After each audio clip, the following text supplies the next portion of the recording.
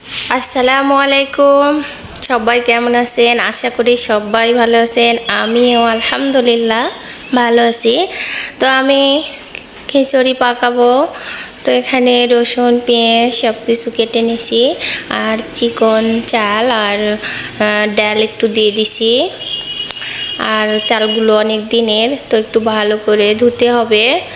তো এটা আমি ভালো করে ধুয়ে নিচ্ছি। এই তো দেখেন, মানে চালে অনেক ময়লা হয়ে গেছে, পুরাতন চাল আর কি। তো এটা আমি ভালো করে ধুয়ে নিচ্ছি। আর আমি আমার মতো করেই খিচুড়ি পাকাবো। কে কীভাবে খিচুড়ি রান্না করে জানি না, তো সবাই কমেন্টে বলবেন। আর খিচুড়িটা আমি প্রেশার কুকারে দিব। এই তো দেখেন, আর তাড়াতাড়ি হয়ে যাবে। আর আমার বাবাটা খুব অসুস্থ, কয়েকদিন পর পর জ্বর আসে, প্রায় 1 সপ্তাহ ভালো থাকে, তারপরে আবার জ্বর আসে। তো বলতেছে আম্মু খিচুড়ি ঘেটে দাও।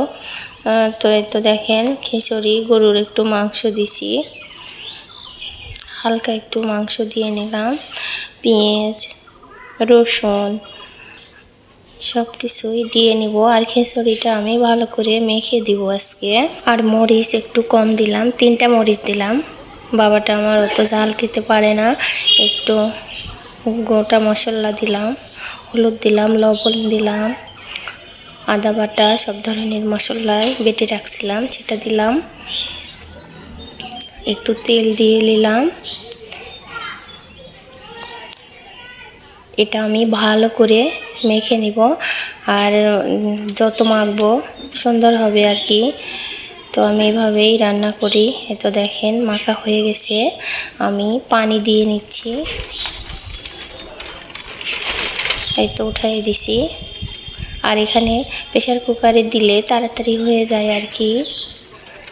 তো আর অনেক গরম, জানালা দিয়ে একটু বাতাসও খাচ্ছি। আর আমার রান্নাঘরে অনেক জানালা দিয়ে বাতাস আসে অবশ্য। আর এই তো গরম। এই তো আমার খিচুড়িটা হয়ে গেছে, অনেক সুন্দর হয়েছে। পানির পরিমাণটাও ঠিকই হয়েছিল, এ কারণে সুন্দর হয়েছে আর কি। আর আপনাদের কাছে কেমন লাগলো অবশ্যই কমেন্ট করবেন। সবাই একটু সাপোর্ট করে পাশে থাকবেন। আর এই পাশে দেখেন আমের গাছ, সুন্দর আম ধরে আছে আর কি। তো সবাই ভালো থাকবেন, সুস্থ থাকবেন। আর আমার জন্য সবাই একটু দোয়া করবেন। আর যে যেখান থেকে দেখতেছেন কমেন্ট করবেন, পাশে থাকবেন। আল্লাহ হাফেজ।